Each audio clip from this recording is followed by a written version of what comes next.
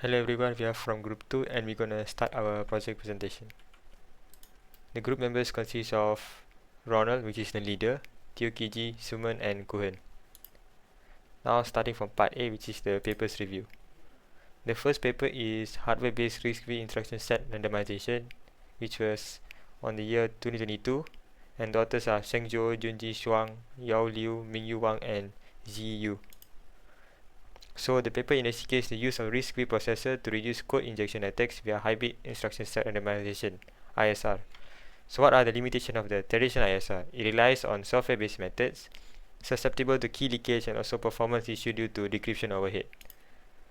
The proposed solution is that it combines software-based encryption with hardware-based decryption.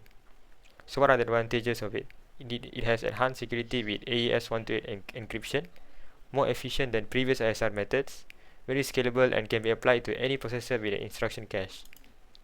So what is the strength of the paper? It effectively balances cryptographic security AES 128 with hardware efficiency. The weakness is that it relies mainly on synthetic benchmarks, not reflective of real-world scenarios. So for the future research is that the tests should run under more varied workloads. And the conclusion is that the paper offers a practical and robust ISR solution for enhancing in risk-free processors. Now we move on to the paper 2, which is enhancement of cache memory performance. It was written in 2021 and the authors is Isha Logonkar, Disha Nair and Vikram Kulkarni. So the paper discusses the cache memory system, focusing on design principles, performance challenges and improvement strategies.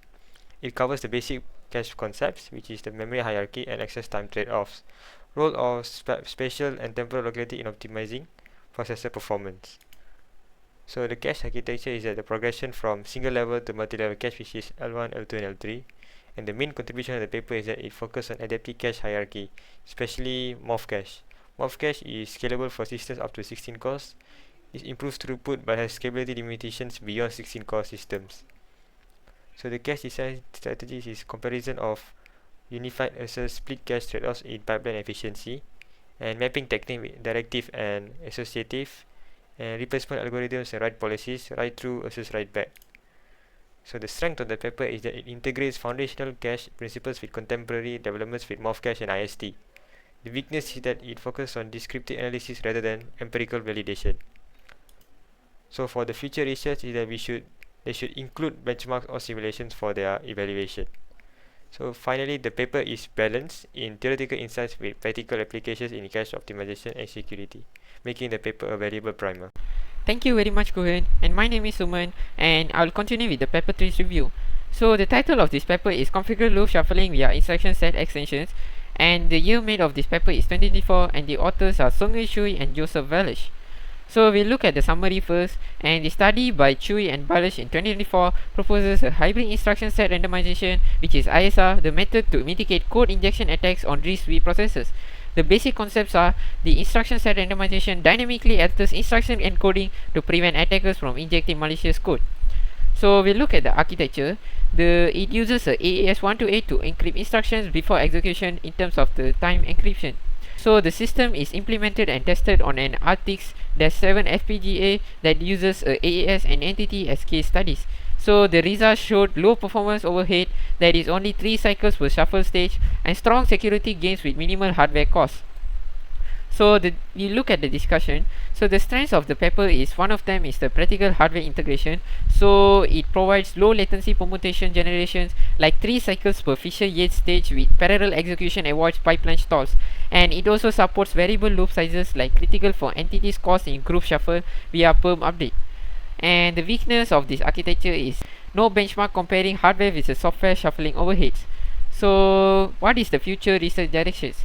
So as we can see here is maybe the hybrid countermeasures, like combined with masking to address both timing and data dependent leakages, and also a broader algorithm support that tests on other cheapest or non-cryptographic loops. So the conclusion of this paper is, despite minor limitations, the paper delivers a practical and low overhead hardware solution for loop shuffling, and it also balances security with efficiency, making it viable for real-world cryptographic implementations. So now we will look at the paper 4's review, and the title of this paper is Migrating Software from x86 to ARM architecture and instruction prediction approach. So the year made of this paper is 2021, and the authors are Blake W. Ford and Epen Kasem, Jalen Tessick, and Ziliang Zong. So we look at the summary first, and the study by Ford et al. And in 2021 proposes an instruction prediction approach to automate x86 to ARM software migration by generating AARCH64 code from x86-64 executables. Key challenges in x86 to ARM mitigation, which is the hardware or tooling delays, which makes ARM chips and toolkits may not be immediately available.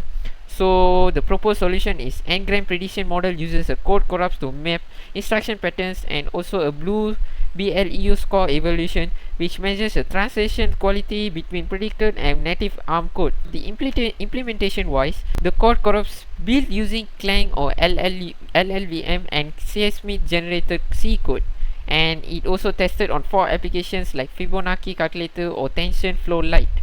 So the results are flu scores is like 0.20 and in between to 0.60, so it indicates understandable to high quality translations, like practical utility that provides a low cost solution for developers to evaluate ARM compatibility early in migration process. And the scalability wise, the method is architecture agnostic and applicable to other platforms like RISC-V platforms.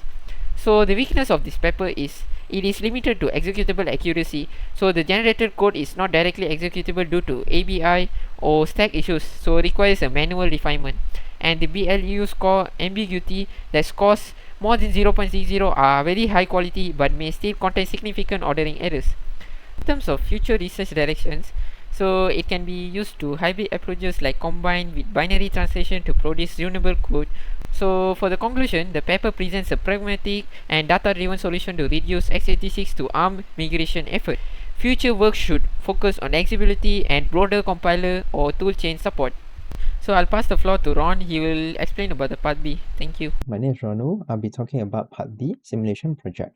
So the software used for our simulation is SMP Cache, and the table shows the configuration of our simulated system.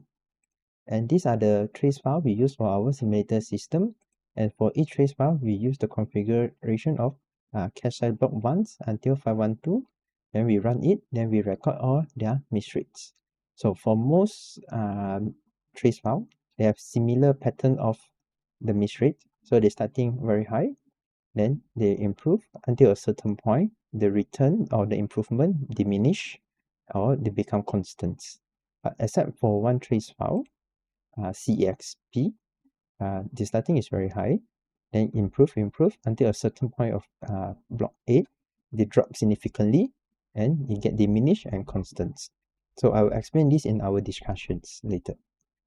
So for discussions, we can say that the miss rate decreases as the cache size increases.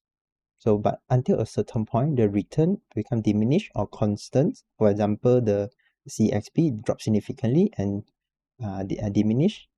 This is because the cache block able to hold the working set, so there are no more improvement room to get better result.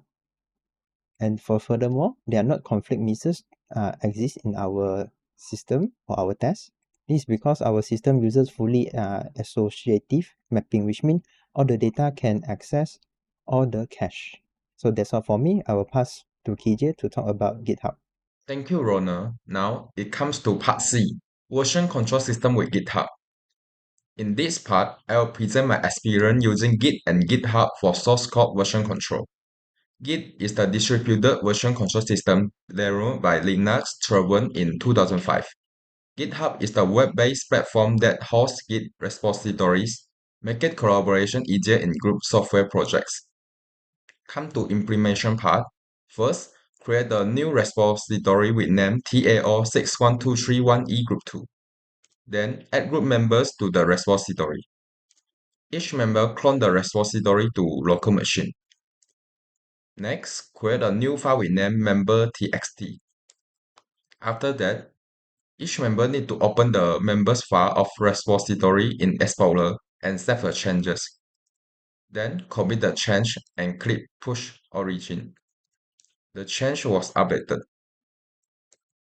In conclusion, this project not only consolidated our understanding of computer organization and architecture, but also prove our technical, analytical, and teamwork skills. Although we encountered some problems during the process, we believe that this was a very rich experience that prepared us for future academic and industry challenges. That's all for our group. Thank you.